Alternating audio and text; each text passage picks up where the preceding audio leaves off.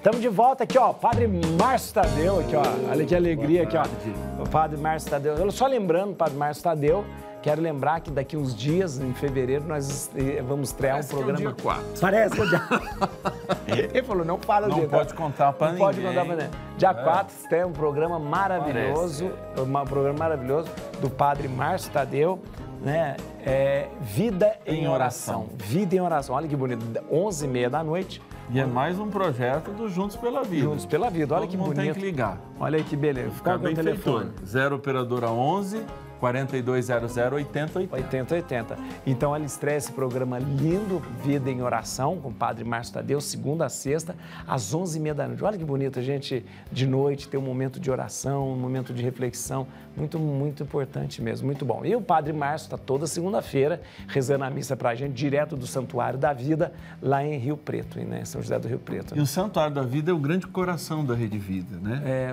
Porque a sede da Rede Vida, a geradora, às vezes as pessoas não entendem porque está lá. Isso. Nós temos várias sucursais. Uma delas é São Paulo, que é onde a maior produção, onde nós estamos aqui.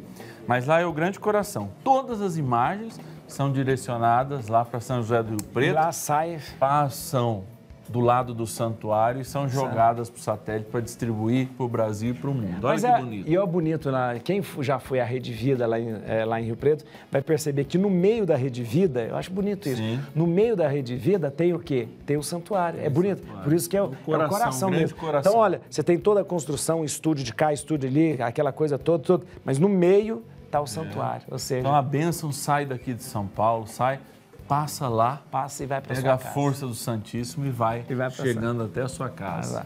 Olha que beleza. Padre, vamos falar sobre a Jornada Mundial da Juventude. O senhor acompanhou a reportagem lá de Rio Preto? Sim. Então, a reportagem... Todos queridos lá, né? Então, a Jornada Mundial é um grande evento, né? Eu acho que, para mim, eu acho bonito, porque a visão que as pessoas geralmente... É o maior evento, né? Da juventude. É o maior evento. Porque a visão da igreja, né? A visibilidade da igreja. A visão que as pessoas têm, às vezes, da igreja é que a igreja é envelhecida, são os velhinhos, né? Eu falei esses dias aqui, né? A novela da Globo mostra a igreja como o padre a e um monte de batina ainda, né? E um monte de beata atrás, aquela coisa e tal. Não tem jovem na igreja. E hoje também se coloca uma coisa absolutamente preconceituosa, que nós temos preconceito para com o mundo. Isso não é verdade.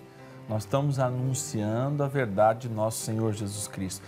Essa verdade não passa. Só que a gente vai conhecendo Deus aos poucos. Então, ele é sempre novo ao mesmo tempo. Sim. Porque é grande. Uma coisa que é grande. Por exemplo, o Brasil. Por mais que a gente ande, você viaja nos shows, etc. e tal, eu também. A gente não conhece o Brasil todo. Então, imagina Deus, que é infinito. Então, Deus vai se revelando.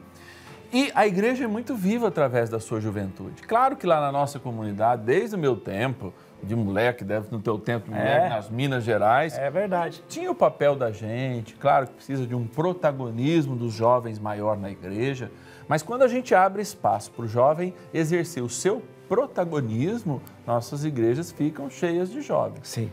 Então, a nossa linguagem, e João Paulo II acho que mostrou isso, São João Paulo II, quando convocou a primeira Jornada Mundial.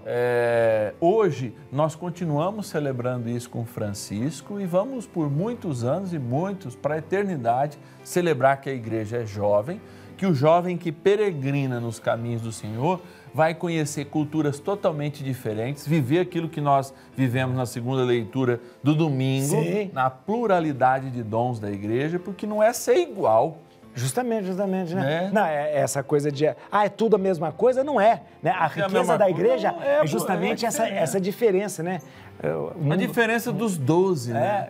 O mundo personalidade. O mundo hoje fala muito sobre diversidade, como se fosse uma palavra nova usada para essa diversidade de dons. A igreja já vive há muito tempo, né? Três Antontes, igual dizem em Minas. É verdade, Três Antontes. Olha, porque a riqueza está justamente nisso, né? Na igreja que acolhe o jovem, que acolhe o velho, que acolhe o novo, que acolhe todos. Primeiro, igreja é família. A compreensão, se a gente vê os Atos dos Apóstolos, é isso. Tanto que quando inicia o batismo de criança, lá no século IV, V, né? Isso. Você batiza a criança porque é a família. É toda a família. Detentora dessa herança. Jesus, Pedro mostrou isso lá na casa de Cornélio, né? Vamos batizar? Não, todo mundo. Manda todo mundo aqui, vai batizar. Né? É isso mesmo. Batizou. Então, é para toda a família. E aí é que tem o nosso desafio, porque aí a gente tem que fazer a nossa meia-culpa também, nós como párocos, etc e tal, é criar espaço para que as juventudes, que é isso até que a igreja fala, ou seja, as várias formas até de se expressar a vontade de Deus, da oração, porque tem renovação carismática, tem a turma mais ligada ao social, todas são a riqueza do corpo que é a igreja. Eu tenho mãos, tenho pés, etc. É diferente, mas é o mesmo. Mas é o mesmo. Meus tecidos do cérebro têm dignidades diferentes, mas o mesmo é a integração que nos leva o quê? Nos leva a fazer o corpo de Cristo vivo, atual, presente na realidade das pessoas. E essa é a grande missão nossa. Por isso que quando a gente convoca toda a preparação das JMJ, a gente viveu isso muito recente, em 2013 no Brasil. Aqui no Brasil, né? É verdade. Esse convocar, ou seja, uma igreja que ela está saindo de si mesma, ela está indo para as ruas, ela está se mostrando jovem, mas ela também está se mostrando preocupada com todas as realidades, com todo o relativismo que é plantado lá no coração de tantos e tantos homens e tantas mulheres que lá na sua juventude perdem o sentido de Deus, perdem o olhar de Deus por causa de um professor, por causa de uma ideologia. Nós temos até uma ministra sendo condenada por algumas frases que ela fala dentro do seu, dentro das suas pregações, que não tem nada a ver dentro dos seus justamente, que é o ministério, que é outra coisa. Coisas que são absolutamente óbvias para nós que somos teólogos, etc. Existe uma perseguição que não é velada pelas coisas de Deus. Justamente, é muito escancarada. Né? A pessoa, numa sociedade hoje, que é proibido você falar de Deus ou trazer qualquer conceito que ligue a Deus. Então, para nós, ele é o nosso começo e o nosso fim. Nos deem o direito de dizer que é o nosso começo e o nosso fim. E a coitada da ministra não pôde... Ela está sendo proibida de expressar a fé. A fé dela, ou seja, é uma patrulha em cima da fé. Ela é pastora evangélica. Ela é pastora... O fato dela se tornar ministra não vai deixar dela ser pastora. Isso não justifica, não tem nada de religiosidade do Estado, não. O Estado continua sendo laico, né? Justamente, nós tivemos quantos pastores, quantos ministros que eram católicos, e nem por isso envolveu, misturou, né? Mas é uma patrulha tão grande, uma patrulha mesmo, ideológica, né? Ideológica, em cima que deixa, que a gente fica assustado. Eu me assusto assim, porque, por exemplo, algumas, eu já tive até com ela numa bancada, discutindo, porque eu trabalho com bioética, etc e tal. E eu fico escutando, eu falo assim, pega tanto, porque ela é uma pessoa tão bem informada, tanto conhecimento. Pega uma frase, eu imagino, se alguém filmar uma missa da gente, pegar uma frase e jogar fora de contexto, absolutamente fora de contexto, vira um perjúrio, parece, social. Então nós temos que tomar muito cuidado, porque Deus é libertador. Só temos a capacidade de encontrar Deus e de nos relacionar com outros se a gente tiver a liberdade dessa coisa, aliás, a liberdade de agir, a liberdade de falar da nossa religião, porque é assim que a gente se encontra. É no diferente, não é no igual. Você pega duas peças de um mesmo quebra-cabeças. Se elas são iguais, você consegue encaixar uma na outra?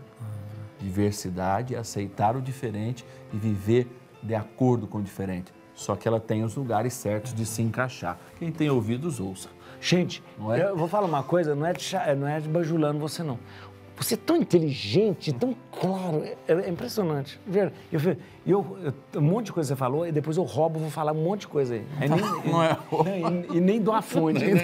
Que isso? Muito obrigado a você. Deixa eu falar com você. Nós estamos quase encerrando o programa. Quero até trazer mais alguns pedidos de oração que foram feitos aqui.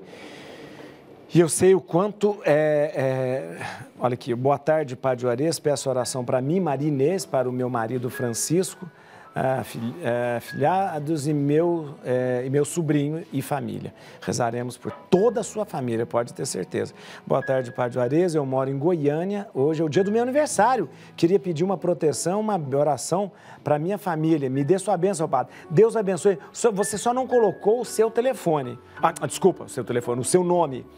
Você só não colocou o seu nome, mas eu peço a Deus para que você seja abençoada, para toda a sua família e principalmente para você que faz aniversário hoje. Boa tarde, Padre Juarez, sua bênção. Sou Daíra Aparecida Falso Camargo, de Santo André. Peço orações por toda a minha família e principalmente para mim, para um primo, Mateus, que mora no interior de São Paulo, que precisa da misericórdia de Deus. Padre, eu acredito em milagres, por isso eu tenho certeza que meu primo será curado. Eu também tenho certeza, porque eu acredito em milagre. Se eu acredito em Deus, eu acredito em milagre também. Vamos rezar juntos, gente? Apresente agora os seus pedidos, apresente a sua família para ser consagrada ao Senhor.